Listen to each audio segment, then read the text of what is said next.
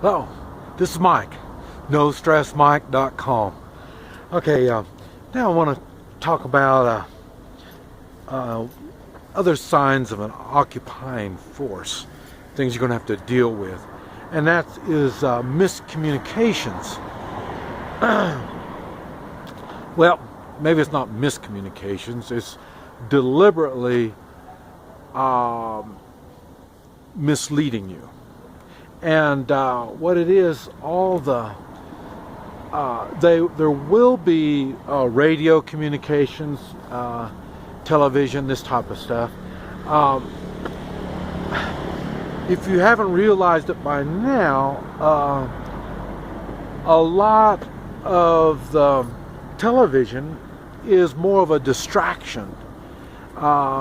It's not really that educational. You don't learn much from television. Like I say, it distracts you. And that's basically, and what it's doing, distracting you now, it's even more after when you have an occupying force. The programming is going to be really controlled. And in other words, you will, we've talked about it before, but you're going to be spoon-fed exactly the kind of propaganda they want you to know about. In other words, they're not going to talk about all the what do you call it, the killings that are done in the way of political, unless the killing is done by who the government or the occupiers see as the threat. Then, that's going to make the news. I mean, I'll tell you, you see it now. You see a lot of the bombings and the shootings. You see the shootings. They get the big priority. That you see these mass shootings where the people are shooting. That really gets it. But like so, in one day, somebody might kill 12 people. Okay, so that's going to catch the news, and it's always going to be what the occupying force sees as the threat.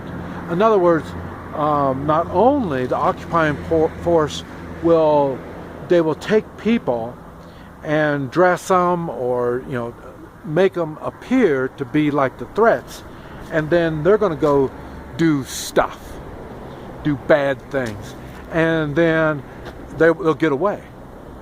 The bad guys will get away. Well, of course they're going to get away. They're occupying force that's acting like a threat, and then that'll take the big publicity. They're not going to give any publicity at all to, like I was talking about, on the political ones that they kidnap or assassin. When they assassinate these people, that's not going to, they say, well, there was somebody got shot and then that was it. They're not going to make a big deal about it because they're the ones that did it.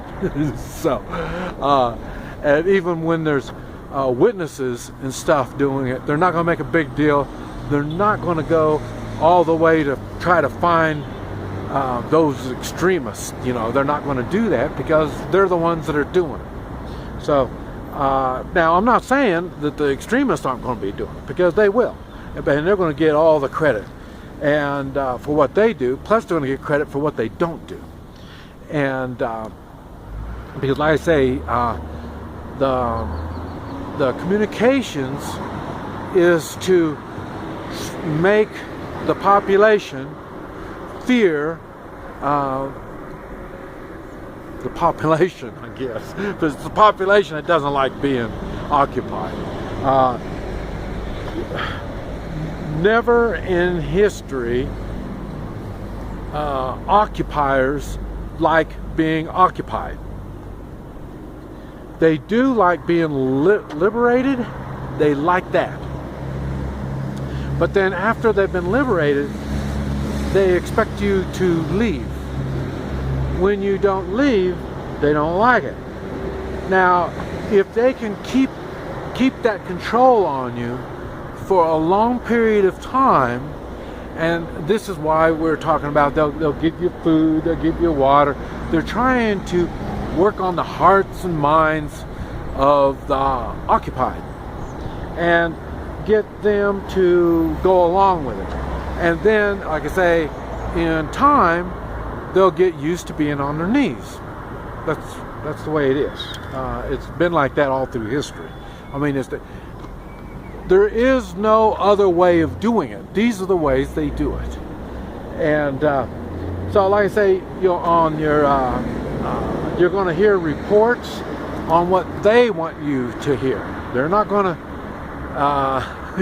As you watch the reports already, you can see how things aren't nothing like, if you watch any kind of the government-controlled press, and then you start looking at what do you call them, investigative reporters doing their stuff. I mean, when you're really getting down to the nitty-gritty, when you see that, you'll see it's nothing like what the government control stuff tells you. So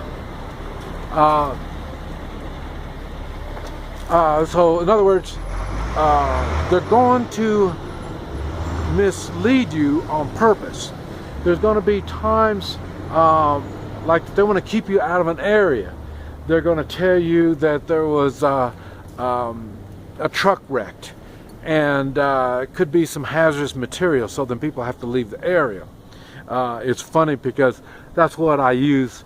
One of the examples I use when people tell me, I'm not going to leave my place, this is my place, and all this kind of stuff.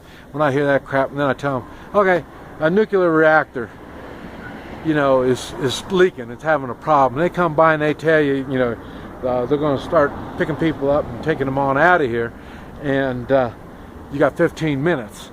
So, in other words, you've been misled, and you're going to be going out. More than likely you will. Seldom are people ready for all of the different hazards that could happen. And like I say, they're just going to say it. It doesn't mean it's going to happen. And so that's why you really can't trust anything. Now that's why we got talked about the three-man militia and in communications. Because if they got a short wave and they got other kinds of communications devices, they can find out the truth of what's going on. And but I say the first stage is, like I say, they tell you that there's a radiation leak. So then that's going to get all the people to some kind of camp somewhere. They're going to take them not everybody, but it's going to take the easy ones, the real sheep of the bunch. They're going to be gone. That's going to be leaving a few of the hardliners. And like I say, so then they can either, like I say, go in with troops and get you. They can, there's all kinds of options they do after they get rid of all the other people. So there's going to be a lot of misleading statements, and they're going to be doing the same thing on people. Like I say, any organizations, anything that the occupiers find as a threat, they're going to start bad-mouthing them, and they're going to come up with all kinds of stuff. And so it's what they got to do is they got to get the people to turn against whoever it is, and that's the kind of propaganda that they're going to be spreading. Now we're right back to what I was talking about, the three-man militia. The three-man militia, they already know each other, so like I say, you know it's BS that they're going. So and like I say, they can communicate, so they can find their own communications.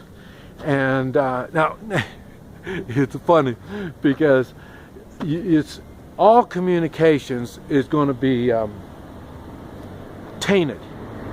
And that's because the reality is nobody knows what's going on. It's very confusing, and that's why you can't go by one source of information. You have to find multiple sources of what you consider reliable information, and put them together and make up your own mind. And not only what you hear about, but what you see. And it's definitely use your sense, use your common sense when you are being fed the BS that they're going to be putting out. A lot of it won't make sense. I mean, we hear a lot about it, but already the conspiracy theorists talk about all kinds of stuff, and they bring up good points. It gives you things to think on. So that's what you need to be doing, thinking on what comes up, and don't just automatically start jumping to one side or the other. Use your sense, figure out exactly what's going on.